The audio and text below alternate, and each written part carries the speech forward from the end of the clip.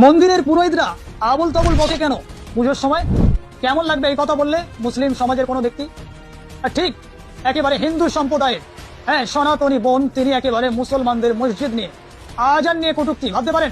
শোনাবো কি বলছে। একেবারে ইসলামকে কলুষিত করার জন্য মুসলমানদেরকে জঙ্গিবাদ বলে আখ্যা দিচ্ছে, ভাবতে পারেন? যে দেশে মুসলমান না হলে আজকের এই দেশটা পাওয়ারফুল হতো না। ভারতের ইতিহাস কি পড়ে দেখেছে?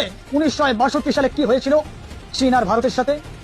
যদি ওই মুসলমান যদি না থাকতো, তাহলে এতক্ষণ ভারত চীনের দখলে থাকতো। ইতিহাস পড়েনি, জানবে কি করে?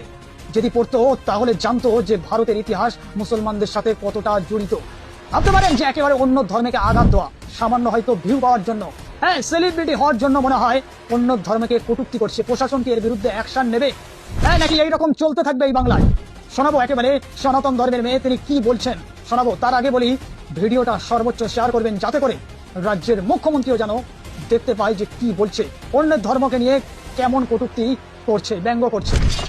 এই মুসলমানের দল, জঙ্গিবাদীদের দল, তোদের বাপের জমিদারি নাকি যে যেখানে সেখানে আজান করবি, যেরকম সেরকম ভাবে আজান করবি? হ্যাঁ, পশ্চিমবঙ্গে কি তোর বাপরা রেখেছিল নাকি যে মাইকে আজান পাবি? পশ্চিমবঙ্গে কেন, পুরো ভারতবর্ষতে এখন আর তোদের ওই মাইক লাগিয়ে আজান পড়া যাবে না। যেটার কোনো সুর নেই, তাল নেই, সেসব আমরা শুনবো না।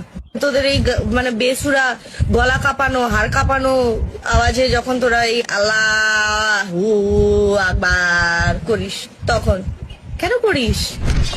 আল্লাহ তো বলেনি তোদেরকে, শুধু একটা সিমেন্টের বক্স।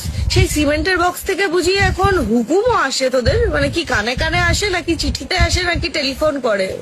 যেহেতু এখন তো মানে আপডেটেড ইন্ডিয়া, আল্লাহ তাআলা তোদের ফোনে ডিজিটাল ভাবে বলে যে ভাই আমি ডিজিটাল আল্লাহ তাআলা আছি।